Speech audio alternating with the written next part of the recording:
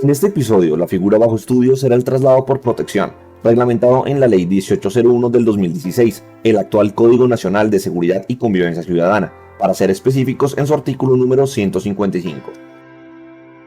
Esta figura es producto de la evolución normativa, pues anteriormente solo se contaba con el modelo de retención transitoria, descrito en el antiguo Código de Policía, el Decreto 1355 de 1970, que estuvo vigente hasta el año 2016, donde se contemplaba la retención material del individuo en contra de su voluntad, por periodos de tiempo de hasta 24 horas, en estaciones o subestaciones de policía, bajo las siguientes causales: irrespeto, amenaza o provocación contra uniformados de la policía en el ejercicio de sus tareas, deambular en estado alterado de la conciencia como el estado de embriaguez o el estado grave de excitación, donde inminentemente se pudiera cometer una infracción penal. Sobre esta medida, la Corte Constitucional se pronunció en varias ocasiones, declarando la inexequibilidad de las causales de aplicación y agregando mayores requisitos para la aplicación, algunos de los cuales fueron heredados en la figura del traslado por protección, vigente actualmente. Los parámetros establecidos por la Corte y adoptados por la nueva legislación fueron el deber de información, tanto al sujeto objeto de la medida como al Ministerio Público. Adicional, el deber de facilitar que el detenido pudiera comunicarse con familiares o allegados para que pudieran asistirlo.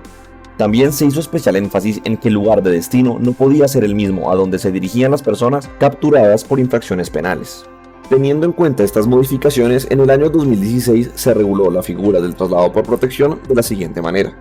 Cuando la vida e integridad de una persona natural se encuentre en riesgo o peligro y no acepte la mediación policial como mecanismo para la solución del desacuerdo, el personal uniformado de la Policía Nacional podrá trasladarla para su protección en los siguientes casos. Primero, cuando se encuentre inmerso en riña. Segundo, cuando se encuentre deambulando en estado de indefensión. Tercero, cuando padezca alteración del estado de conciencia por aspectos de orden mental.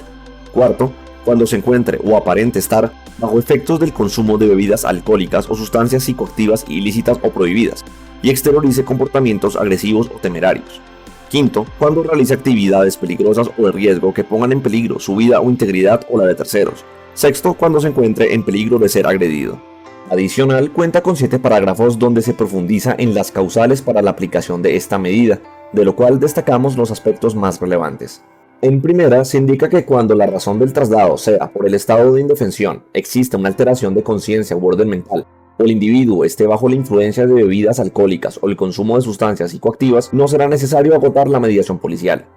Luego, se indica que antes del traslado a un centro de traslados que previamente debe ser autorizado por parte de la alcaldía o la entidad territorial encargada, debiendo cumplir estándares de seguridad y vigilancia desde el ingreso, la causa de ingreso y la salida, supervisado por funcionarios de la alcaldía como el Ministerio Público y la Defensoría del Pueblo, también se requiere la presencia de personal médico para poder garantizar la protección, el respeto y el amparo de los derechos humanos. Debe entregársele la persona a un familiar que asuma su protección. Por ningún motivo el lugar del traslado puede ser otro ajeno al indicado por la alcaldía o la entidad territorial encargada, ni mucho menos en instalaciones de la Policía Nacional. Cabe resaltar que en ningún momento el traslado puede perdurar cuando las causas de su motivación desaparezcan o pasadas 12 horas. Toda actuación en relación con el sujeto objeto de la medida, sea toda la información del sujeto, nombres, apellidos, identificación, su aprehensión, el motivo de la aplicación de la medida, el traslado a centro asistencial o la entrega a sus familiares, debe ser informada a los superiores jerárquicos, mediante informe escrito. La omisión de esta información es causal de mala conducta por parte del personal uniformado.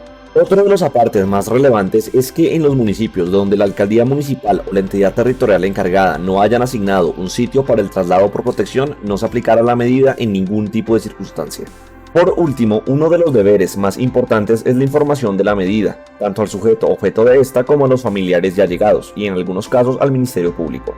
Igualmente, debe existir una comunicación ininterrumpida, pues el sujeto objeto de la medida debe poder en cualquier momento comunicarse con algún familiar o allegado, y de no ser posible, la autoridad debe facilitar esta comunicación. Donde no sea posible por circunstancias excepcionales, se debe de notificar de inmediato tanto al superior jerárquico como al Ministerio Público. En conclusión, se indican de manera expresa las circunstancias en las cuales puede ser usada esta figura por parte de los uniformados de la Policía Nacional, siendo un medio legítimo de la autoridad policial para la protección de la integridad ciudadana, pero debe ser usada bajo los presupuestos señalados de manera expresa en el propio Código Nacional de Seguridad y Convivencia Ciudadana, cumpliendo con los requisitos de subsidiariedad exigidos para su legítima ejecución.